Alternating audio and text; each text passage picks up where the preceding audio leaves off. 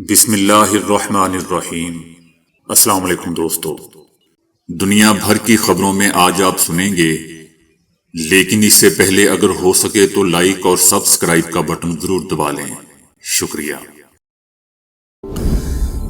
صہیونی حکومت کے سابق وزیر اعظم نے کہا ہے کہ اگر ترکیہ اسرائیل کے خلاف اتحاد بنانے کے درپے ہے تو ایران کے بعد اس ملک پر حملہ کیا جائے گا۔ سابق وزیر اعظم نے اس سے پہلے بھی اسرائیل کے خلاف استقامت کے لیے واحد مسلم ایٹمی ملک پاکستان سمیت ایک سنی اتحاد قائم کرنے کے لیے سعودی عربیہ کو راضی کرنے کی کوشش کی بابت خبردار کیا تھا۔ سابق وزیر اعظم نفتالی نے کہا تھا کہ ترکیہ کا مقصد ہمارے خلاف ایک اتحاد قائم کرنا ہے کہ جو اسرائیل کے لیے خطرہ ہو، اسرائیل کو ختم کر دیا جائے۔ مشرق وسطیٰ میں جاری جنگی صورتحال ایک نئے خطرناک موڑ پر پہنچ چکی ہے۔ خلیجی حکومتوں کا کہنا ہے کہ فوجی فضائی اڈوں اور جوہری تنصیبات کے بعد اب پانی کو نشانہ بنایا جا رہا ہے۔ تاہم ایران کی جانب سے ابھی تک پانی کے پلانٹس کو نشانہ بنانے کا کوئی اعلان سامنے نہیں آیا۔ ماہرین کا کہنا ہے کہ یقیناً اسرائیل کی یہ کارستانیاں ہے۔ اگر سمندر کے پانی کو پینے کے قابل بنانے والی پلانٹس کو نشانہ بنایا گیا تو خلیجی ممالک کے بڑے شہر چند ہی دنوں میں پانی کے شدید بحران کا شکار ہو جائیں گے۔ خلیجی ممالک جیسا کہ کویت، سعودی عربیہ اپنے پینے کے پانی کی 90% تک ضروریات انہی پلانٹس کے ذریعے حاصل کرتے ہیں۔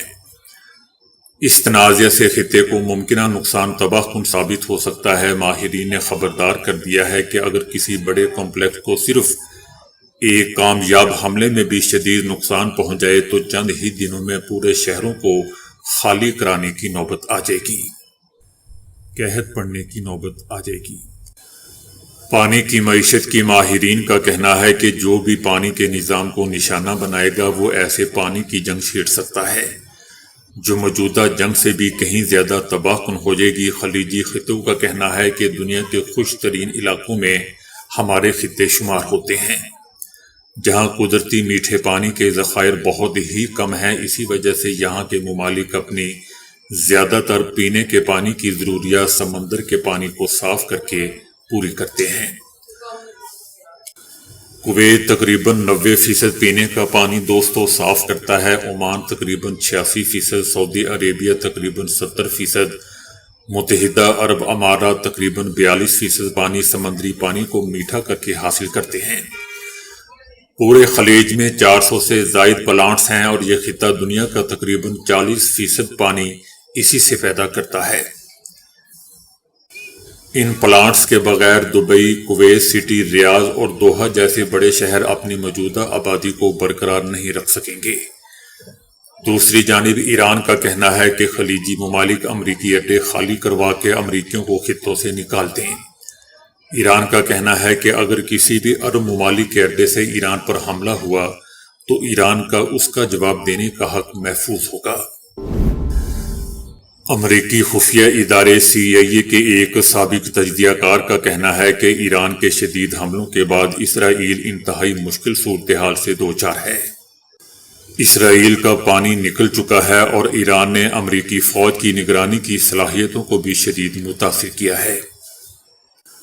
ان کا کہنا تھا کہ اگر امریکہ کے فوجی حملوں کا مقصد ایران کی بڑی آبادی پر اثر ڈالنا ہے تو یہ حقیقت بھی ذہن میں رکھنی چاہیے کہ ایران کی 70 سے 80% آبادی پورے ملک میں پھیلی ہوئی ہے، جبکہ اسرائیل کی 80% آبادی صرف 2 شہروں تل ابیب اور حیفا میں موجود ہے۔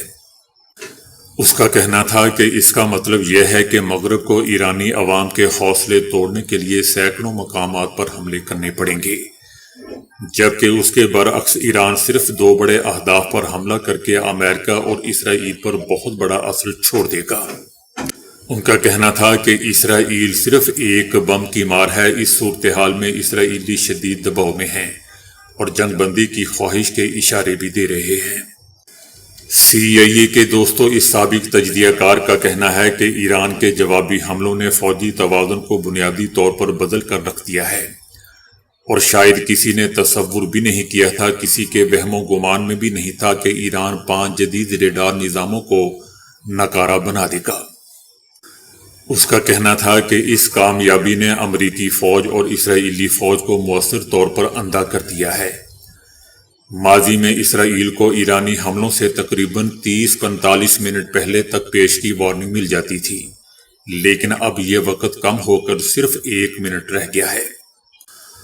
اس نے امریکی فوجی موجودگی کے بارے میں کہا کہ امریکہ نے منصوبہ بنایا تھا کہ وہ اپنے فوجی اڈے سعودی عربیہ، کویت، بحرین، قطر اور متحدہ عرب امارات میں برقرار رکھے گا، مگر ایران کے بڑھتے ہوئے حملوں کی وجہ سے اب یہ منصوبہ عملی طور پر ناکام ہو چکا ہے اور مشکل بن گیا ہے۔ اس سے پہلے دوستو، ایک اور امریکی فوج کے سابق انٹیلیجنس آفیسر نے کہا تھا کہ خطے میں امریکی فوجی اڈوں پر ایران کے حملوں کے نتائج دراصل امریکہ کی غلط انداز کاری کا نتیجہ ہے۔ اس کا کہنا تھا کہ اگرچہ اسرائیل نے ایران کے رہنما اور ان کے اہل خانہ کو نشانہ بنانے میں کامیابی تو حاصل کی ہے، لیکن جیسا کہ امریکی صدر ٹرمپ امید کر رہے تھے کہ اس سے ایران میں حکومت کی تبدیلی یا نظام کے خاتمے کی کوئی صورتحال پیدا ہو جائے گی، لیکن ایسا نہیں ہو سکا۔ اس کے برعکس ایرانی عوام حکومت کے خلاف نہیں اٹھے بلکہ اپنے رہنما کی حمایت میں سامنے آ گئے۔ ان کی موت پر سوگ منایا گیا اور سڑکوں پر نکل کر بدلے کا مطالبہ بھی کیا گیا۔ اس سابق CIA آفیسر کا کہنا تھا کہ حملوں سے ایران کے میزائل پروگرام بھی معطل نہیں کیا جا سکا، جبکہ ایران کا رد عمل توقع سے کہیں زیادہ سخت اور غیر معمولی ثابت ہوا۔ CIA آفیسر کا دوستو کہنا تھا کہ ایران یہ یاد رکھیں کہ یہ CIA کا آفیسر کہہ رہا ہے، کوئی تجزیہ کار نہیں کہہ رہا۔ اس CIA آفیسر کا مزید کہنا تھا کہ ایران مسلسل اسرائیل اور خطے میں موجود امریکی اہداف پر میزائل حملے کر رہا ہے، جس کے امریکہ کے لیے سنگین نتائج ہوں گے، اور اس سے اپنے اتحادیوں خصوصاً عرب ممالک کے دفاع سے متعلق امریکی دعووں پر بھی سوالات اٹھنے شروع ہو چکے ہیں۔ نیتن یاہو نے جنگ کی ذمہ داری ایرانی عوام پر ڈالنے کی کوشش شروع کر دی ہے۔ اپنے بیان میں وزیر اعظم نیتن یاہو نے ایران کی عوام کو مخاطب کرتے ہوئے کہا کہ آپ نے مدد مانگی تھی، مدد پہنچ چکی ہے۔ نیتن یاہو نے ایران کے عوام کو اکسایا کہ اب ایرانی حکومت ہٹا کر آزادی حاصل کریں۔ آزادی کے لیے آپ کو اٹھ کھڑا ہونا ہوگا۔ ان کا مزید کہنا تھا کہ ایسے حالات پیدا کر رہے ہیں کہ ایرانی اپنی تقدیر خود سنبھالیں۔ صہیونی حکومت کے پارلیمان کے ایک رکن کا کہنا ہے کہ حزب اللہ کے میزائل حملوں کی شدت اس بات کی نشاندہی کر رہی ہے کہ حزب اللہ ممکنہ طور پر تصادم کے کسی بڑے مرحلے کی تیاری کر رہا ہے۔ اس کا کہنا تھا کہ حزب اللہ کی جانب سے فائرنگ کی شدت کو دیکھتے ہوئے امکان ہے کہ یہ حملے کسی بڑے واقعے کا پیش خیمہ ہے۔ اس پارلیمان کے رکن نے اس بات پر زور دیا کہ اسرائیل کو مکمل الرٹ رہنا ہوگا، کیونکہ ان کے اعتراف کے مطابق حزب اللہ کے یہ میزائل حملے معاملے کا اختتام نہیں بلکہ اس کا آغاز ہیں۔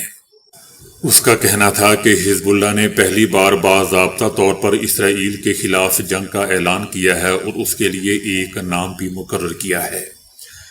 یہ معاملہ اس بات کی نشاندہی کر رہا ہے کہ جو کچھ ہوا اور آئندہ بھی یہ تصادم کی روزمرہ کی شکل بن جائے گا۔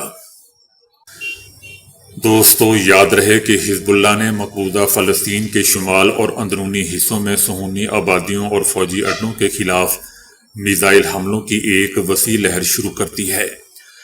صہیونی حکومت کے ہی ایک فوجی ریڈیو نے اعتراف کیا ہے کہ لبنان کی حزب اللہ نے حملوں کی اس لہر میں مقبوضہ اراضی کی جانب 100 سے زائد میزائل داغے ہیں۔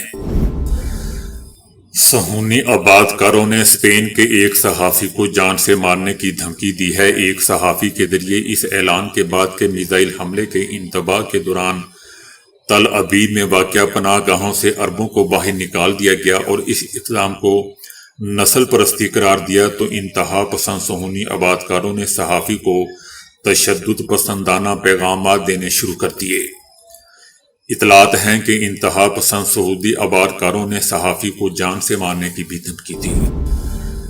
کینیڈا کے وزیر اعظم نے اعلان کیا ہے کہ کینیڈا ایران جنگ میں کبھی حصہ نہیں لے گا۔ ان کا کہنا تھا کہ ایران جنگ پر کینیڈا کا موقف واضح ہے۔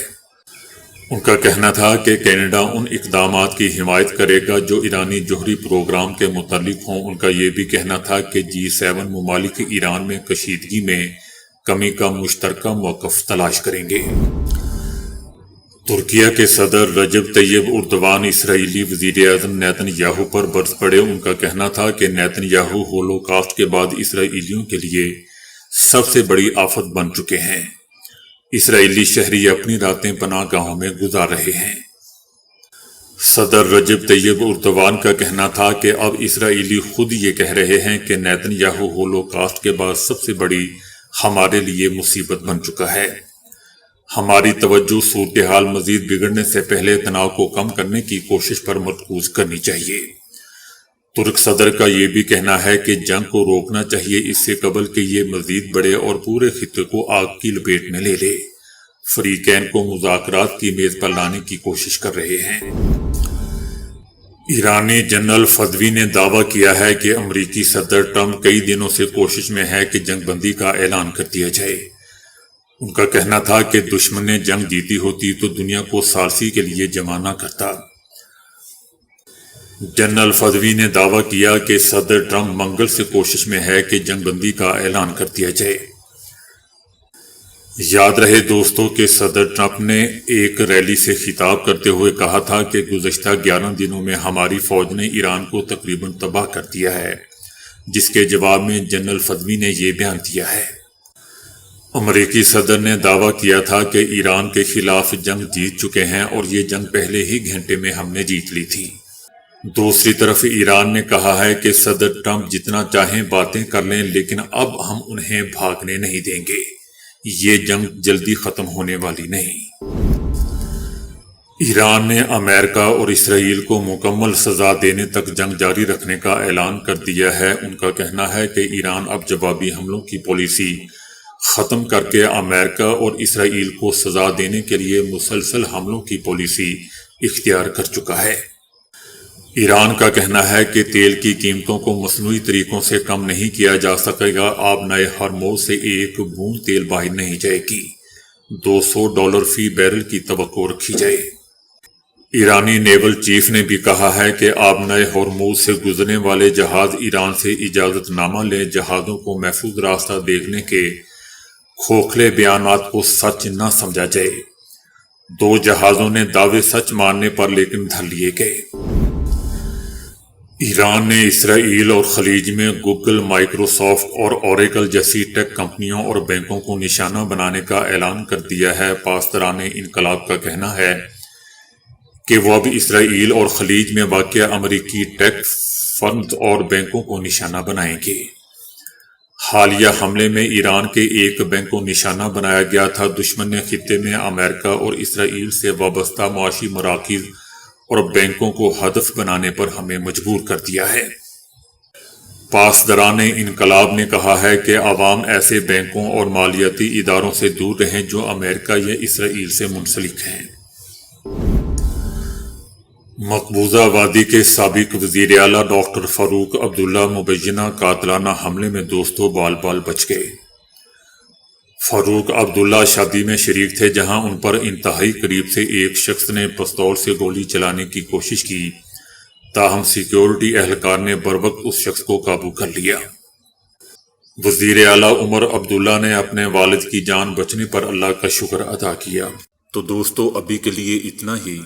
ویڈیو کو لائک اور شیئر کرنے کا بہت بہت شکریہ۔